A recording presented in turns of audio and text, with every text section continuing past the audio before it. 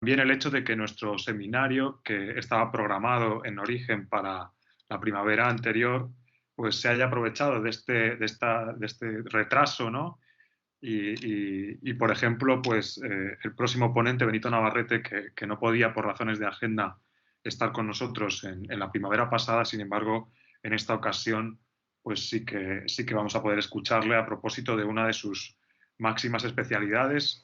Es un historiador sobradamente conocido por todos, catedrático de Historia del Arte en la Universidad de Alcalá de Henares, comisario de muchas y muy exitosas exposiciones y autor de varias publicaciones, varios libros muy importantes, entre los que se encuentran el último gran éxito en torno a Murillo y las metáforas de la imagen.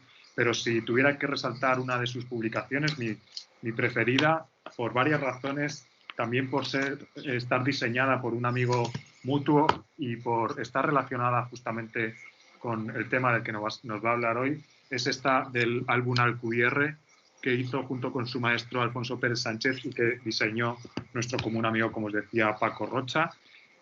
Dibujo español, un problema de extraordinaria envergadura, me parece a mí, de la que nos va a hablar en su charla. Muchísimas gracias, Benito, por estar con nosotros.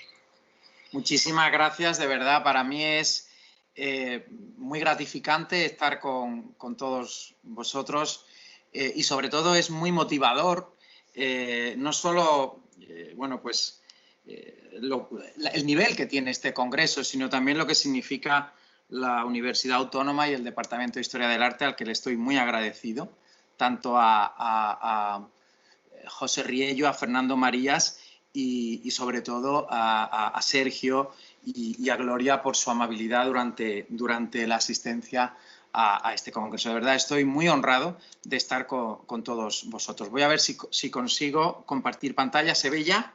Sí. Bien, pues hablar sobre la identidad del dibujo en España, en un congreso que está marcado por el eje historiográfico de Antonio Palomino, me parece, además de pertinente, imprescindible. Y es que el asunto del dibujo es clave en todo el museo pictórico y especialmente en las vidas que dedican los artistas. No son pocos los ejemplos en los que Palomino reivindica una y otra vez el dibujo como elemento de enseñanza, de conocimiento, de aprendizaje, de orgullo y de coleccionismo. Se pueden citar numerosos ejemplos en los que el dibujo es elemento clave en su discurso, como seña de identidad de una personalidad artística o incluso como numen intelectivo de la creación, como el propio Palomino lo define. Este es el caso del pintor italiano Matteo Pérez de Alessio, de quien refiere que vino a Sevilla cargado de dibujos y especialmente con una aguada y realce de la muerte de Moisés, que a pesar de ser de su mano, no fue reconocido como tal por los demás artistas locales, entre los que se encontraba el escultor Jerónimo Hernández, quien le dijo que si realmente era suyo, le admitiera por su discípulo. También ocupan los dibujos una parte importante en la biografía de Antonio del Castillo, reconociendo el tratadista que no tengo yo la menor parte. Elocuente también es la anécdota de cómo Claudio Coello se ufanaba en recoger los rasguños y papelillos que su maestro Francisco Ricci tiraba al suelo para estudiar en ellos. Y del aprecio de los mismos por los coleccionistas extranjeros es bastante significativo el testimonio que nos da en la biografía del valenciano Mosén Vicente Bru, de quien un francés aficionado a la pintura compró por mucho precio sus dibujos. Y nos preguntamos, ¿se corresponde este aprecio por los dibujos a un reconocimiento explícito de la existencia de una categoría que defina el concepto de dibujo español? Era esta la pregunta, ampliando más el foco a géneros, artistas y otras obras, que se hacía en 1837 Théophile Gautier. Se preguntaba Gautier, ¿existe una escuela española? Es decir, un conjunto de maestros distinguidos por rasgos particulares de los maestros italianos o flamencos. Creo que Alfonso Emilio Pérez Sánchez, que sin duda ha sido el mayor conocedor de nuestro dibujo, lo ponía en duda al titular su ensayo como Historia del dibujo en España y no Historia del dibujo español. No podemos ver, por tanto, en España al dibujo, perdón,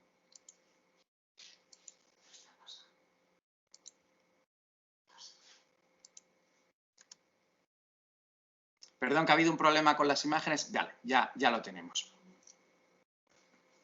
¿No pasan? No, Benito, no están pasando.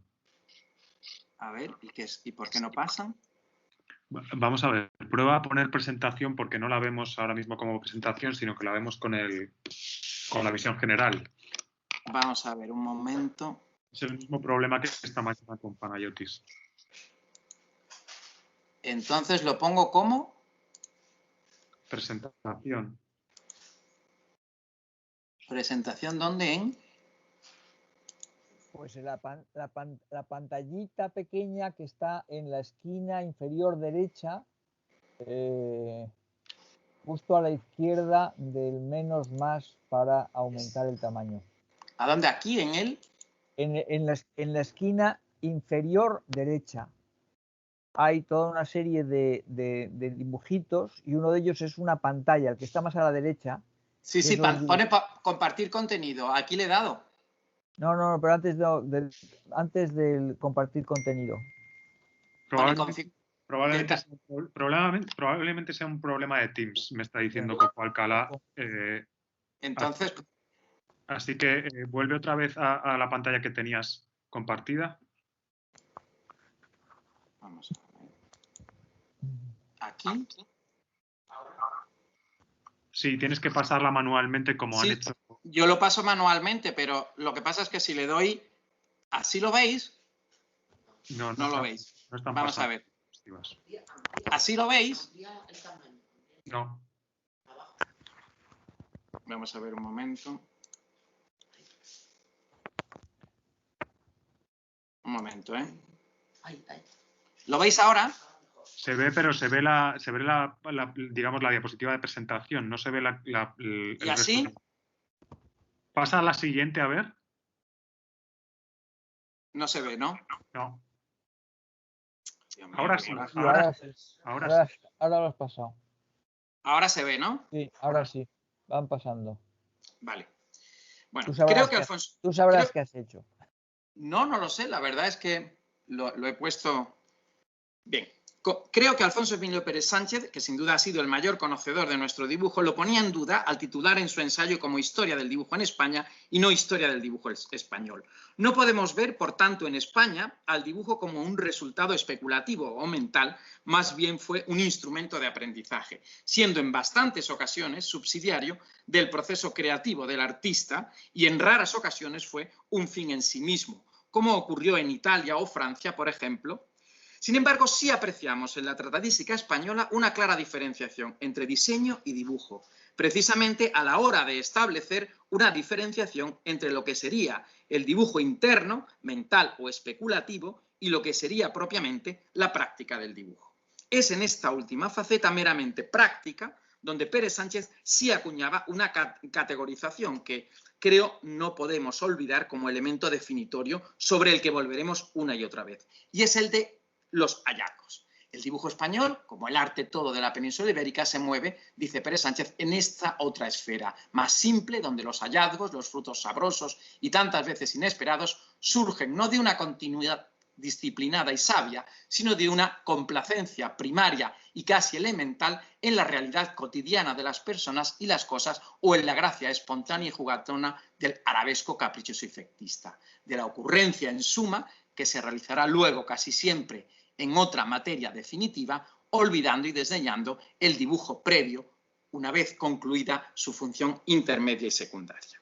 Es precisamente en estos hallazgos y en estas individualidades donde cobran mayor protagonismo los artistas. No hay arte sino artistas, y es en ello por donde transitaba Enrique Lafuente Ferrari cuando hablaba de la fuerza individual de los grandes artistas españoles y de su espontaneidad, negando que ésta se debiera a su entorno cultural y, en cambio, mayormente a su originalidad personal.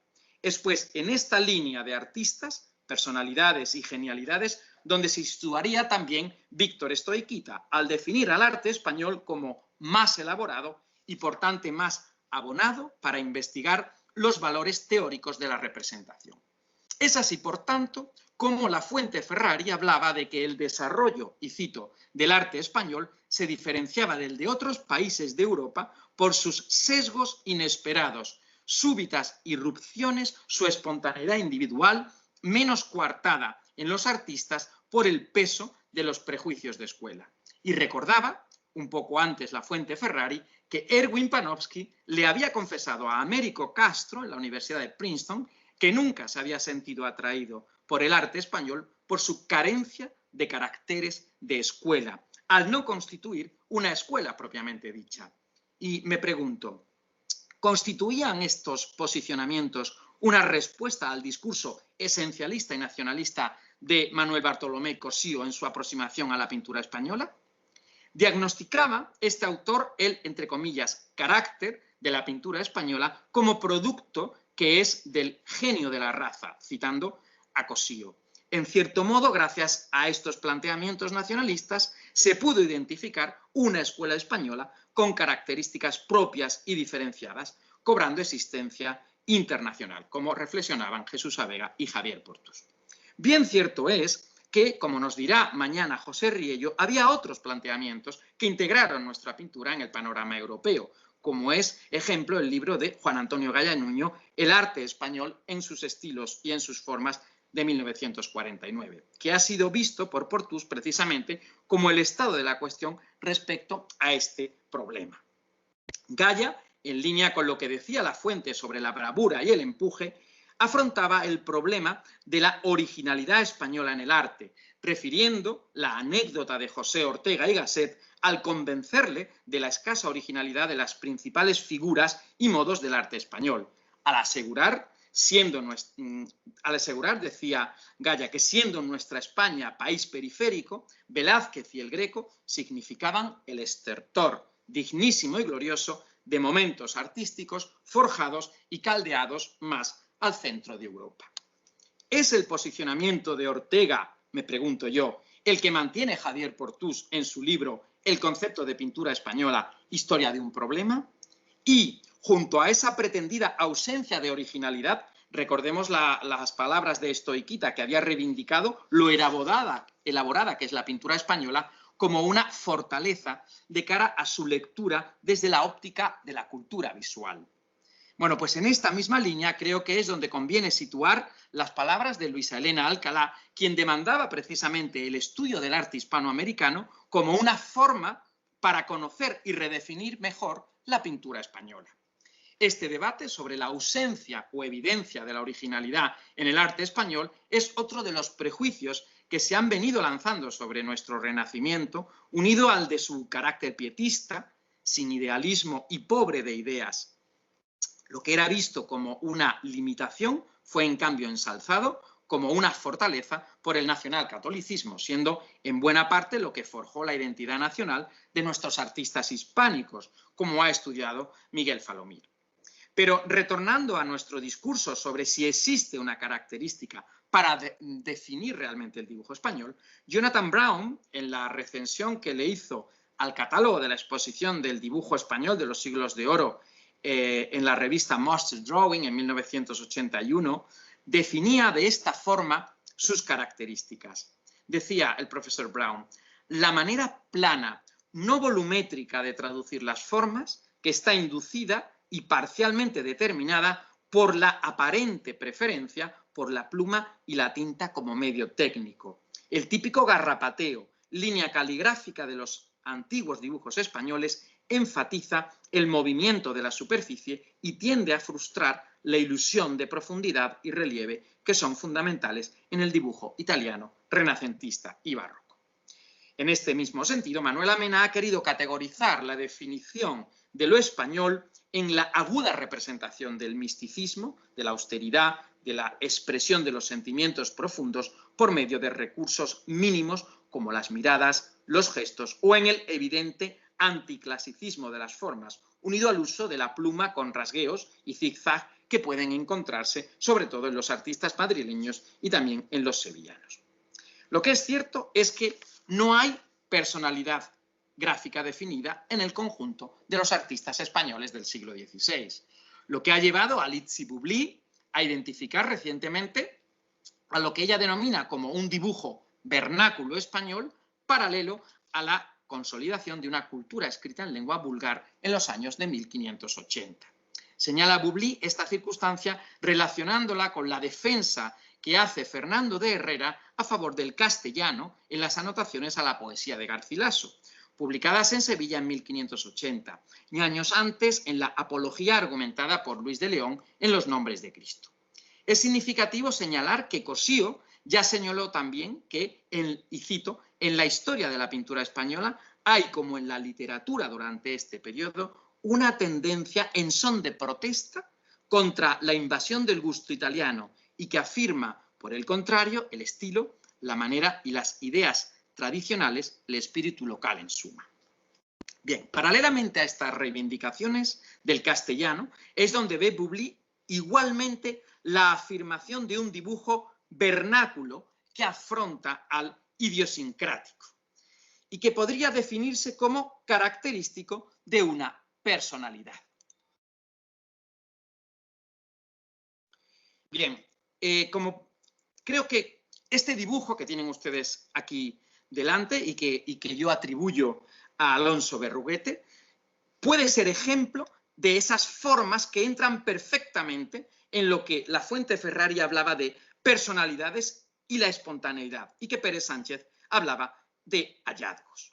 Lo interesante en este dibujo es que realmente es, como ven ustedes, una copia de la conocida composición de Rafael de María sostenida por las santas mujeres y conservado el dibujo de Berruguete que atribuyo en la Weimar Graphic Sammlungen. Es evidente que el artista castellano copia la composición perdida de Rafael y que fue famosa, como demuestra la copia que aquí presenta Berruguete.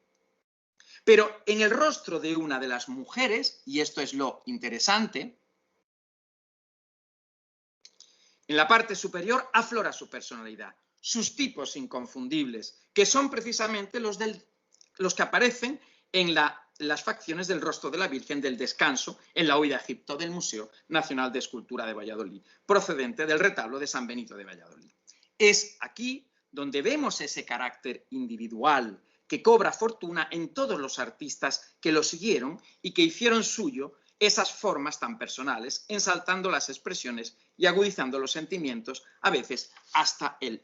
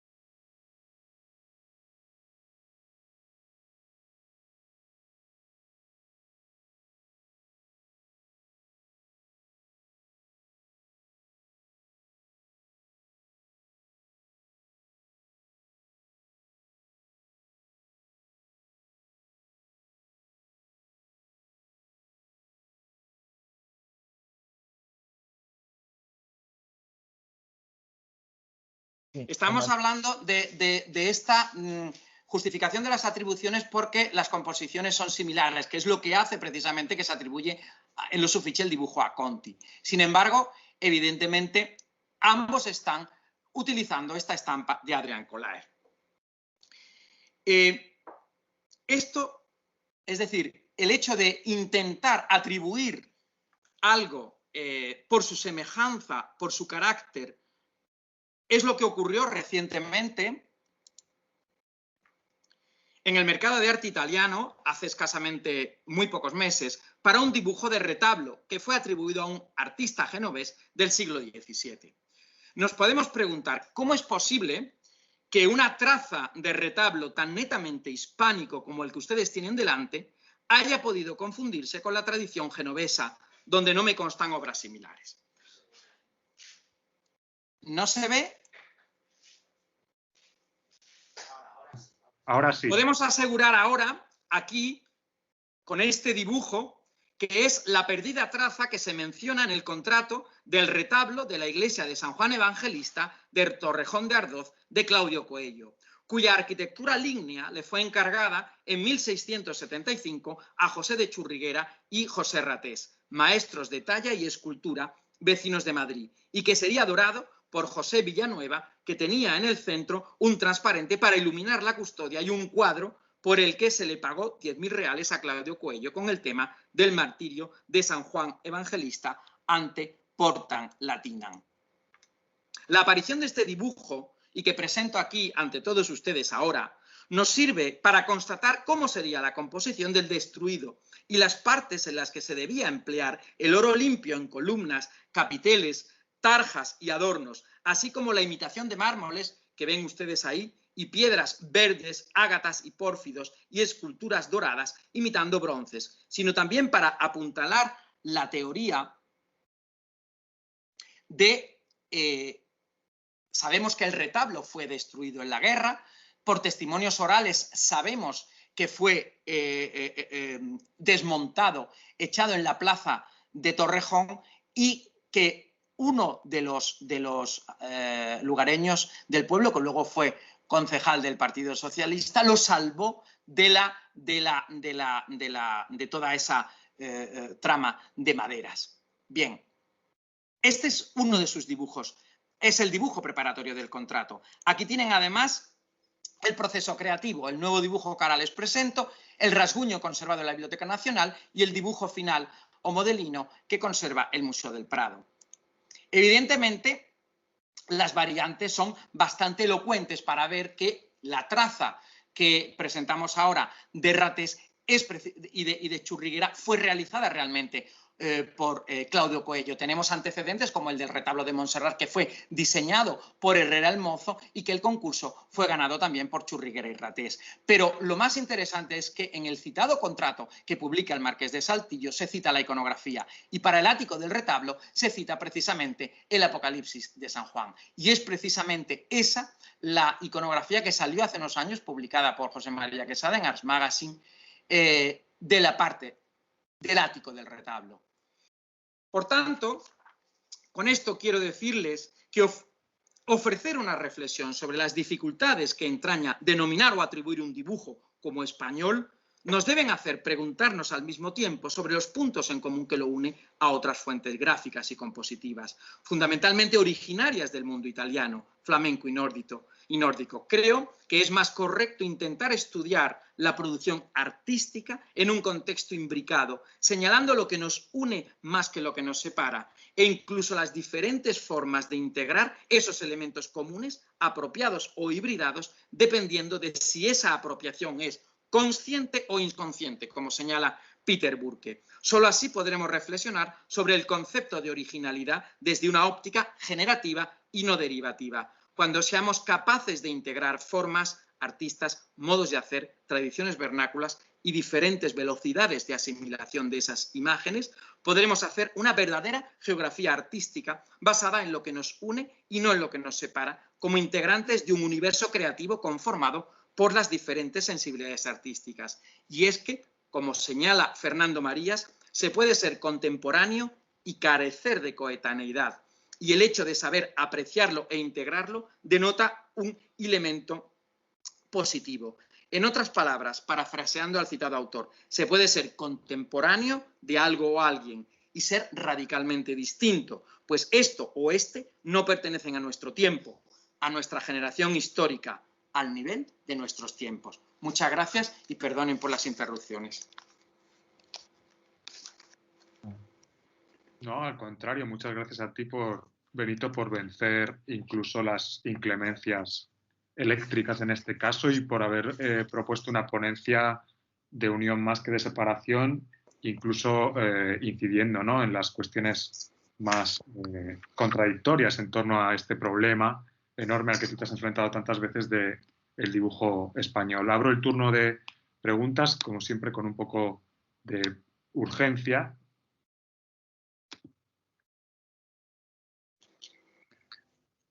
Fernando. Sí, muy sincera enhorabuena a Benito por tu aportación. Yo creo que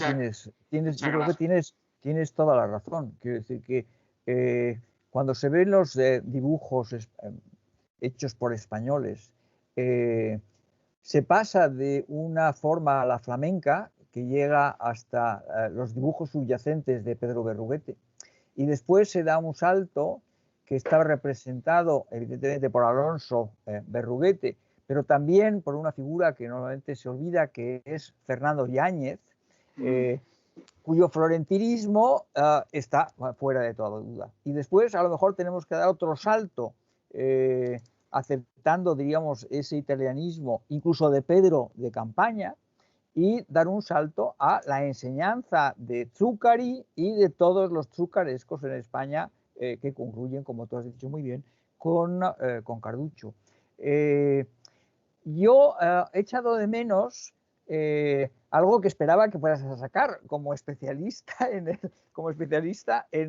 el empleo del grabado. Quiero decir, ¿cómo se aprende a dibujar en España? Pues me temo que con los dibujos del maestro y al mismo tiempo con los grabados que tiene el maestro. Evidentemente el mundo del grabado, como llega incluso hasta Murillo y el grabado de Simone Cantarini, pues está basado en todo el grabado que va desde los italianos, de Raimondi y Rafael hasta, si queremos, pues Cantarini, y el grabado, digo, Zuccari, y el grabado fundamentalmente flamenco. Muchos de ellos pasados, evidentemente, como el propio Rubens, por Italia. Yo creo que ha sido perfecto el quebrar una lanza en contra de una identidad absoluta de un dibujo español. Muchas gracias. Muchas gracias. Gracias.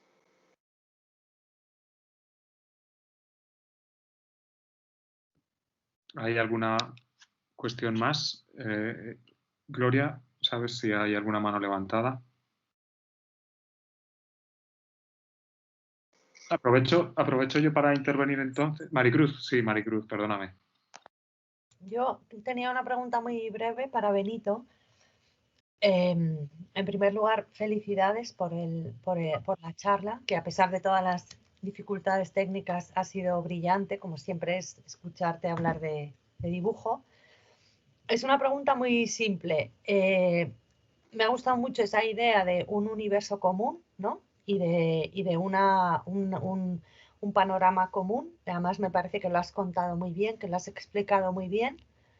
Pero entonces, ¿dónde quedan las particularidades, si es que existen esas particularidades de algo como el dibujo español? O sea, quiero decir, ¿no estamos yendo justamente a la otra esquina de donde venimos? No sé si me explico. Sí, no perfectamente.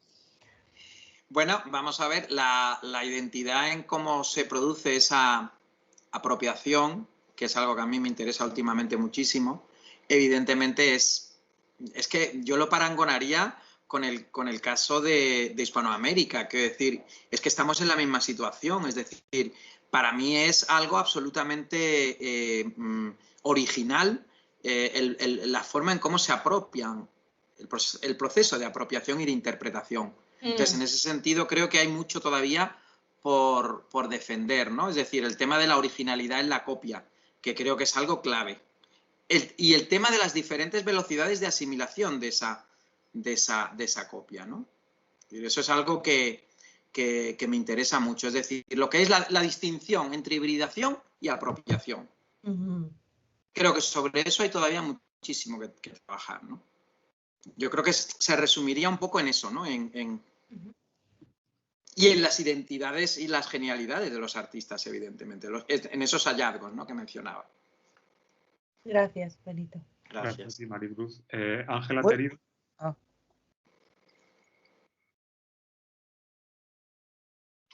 Bueno, vamos a ver si... Hola a todos, hola Benito de nuevo. Hola. Me sumo a las enhorabuenas y gracias por todas las novedades y por utilizar todos estos dibujos nuevos para rebatir, ¿no?, esta puñetera manía de la escuela.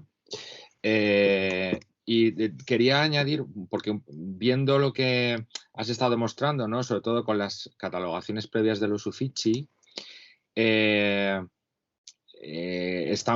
basada básicamente en un prejuicio respecto a lo español y que está basado muchas veces en una categoría también muy resbaladiza, como es la calidad. Cada vez que había un dibujo en teoría malo, no era español. Cuando había uno excelente, se metía a la carpeta de los italianos o de los flamencos. Y de hecho, el dibujo que acabas de mostrarnos nuevo de Claudio Cuello es la representación más palmaria. Es decir, tiene que ser genovés porque es bueno.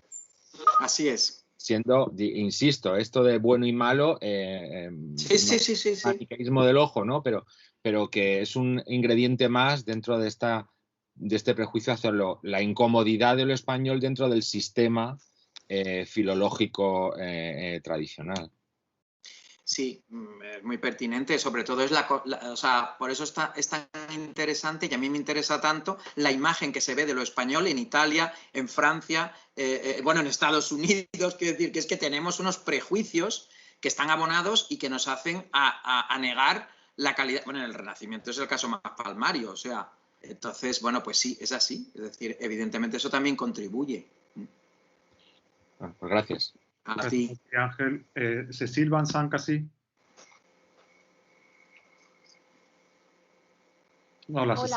Hola, buenas a todos. No sé si voy a ser un poco provocadora. Enhorabuena a todos.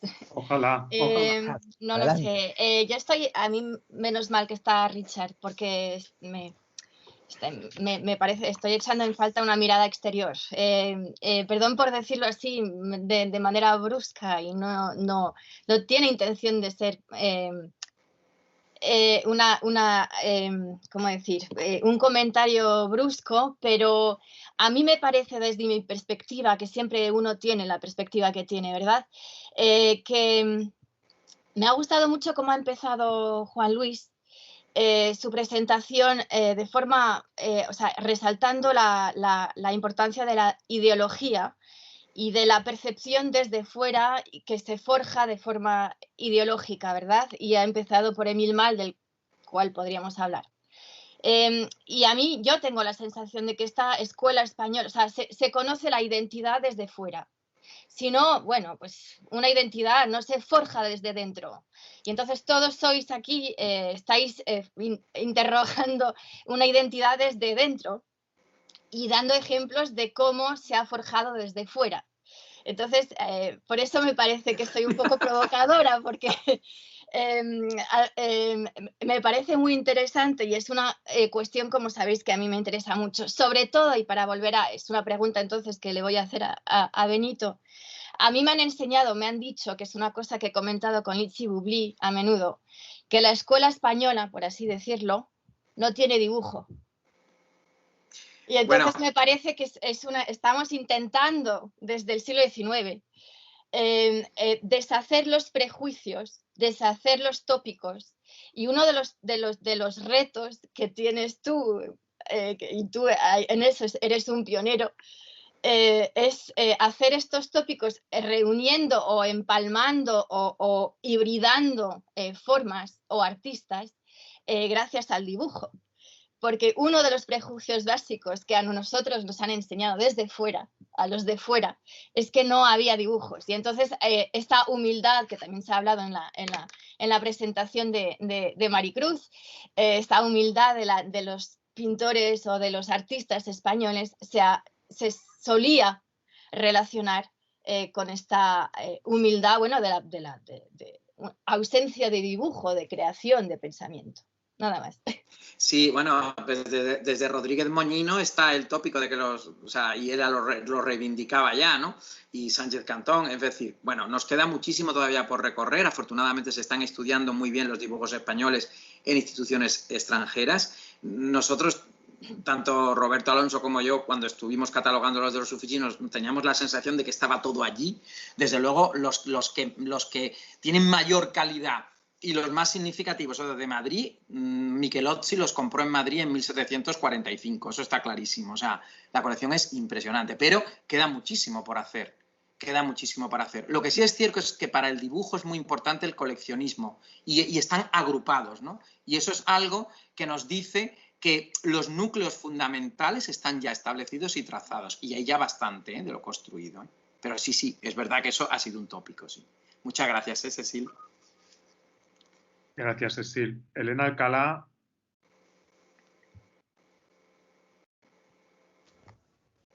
Bueno, sé que se está haciendo tarde, así que no tenía realmente una pregunta, simplemente algunos comentarios y sobre todo felicitar a Benito por esta interesantísima charla, y él varias veces ha hecho mención a Hispanoamérica y bueno, yo creo que lo podemos decir, ¿no, Benito? Estamos trabajando juntos para ver si estamos algún tipo de congreso sobre estas cuestiones de apropiación y tradición e identidad, ¿no? Porque efectivamente, oyéndote, Benito, pues me ha gustado mucho pues algo que siempre todos sabemos, ¿no? Y hay que seguir andando en ello, cómo se repiten los tópicos, ¿no? Todo lo que... muchos a lo largo de estos 2 días sobre identidad nacional y España, si lo llevas hacia la historiografía latinoamericana, ¿no? También está ahí, ¿no? Es sobre todo esta idea de falta de originalidad o lo sorprendente que puede ser, ¿no? Entonces, bueno, yo creo que son cosas sobre las que hay que volver y podremos seguir trabajando. En relación quizás a lo que has dicho, Cecil, de que la identidad se forja de fuera y entiendo a lo que te refieres, ¿no? Como grandes discursos nacionales, o sea, también creo que hay situaciones en donde los conflictos de dentro, ¿no? Generan un sentido de identidad, ¿no? Y sobre todo para Hispanoamérica, ¿no? Ese nosotros y ellos, ¿no? Del que también estaba hablando esta mañana Panayotis, ¿no? Es algo interesante, y si pensamos en la monarquía hispánica, en sus muchos conjuntos y divisiones, ¿no?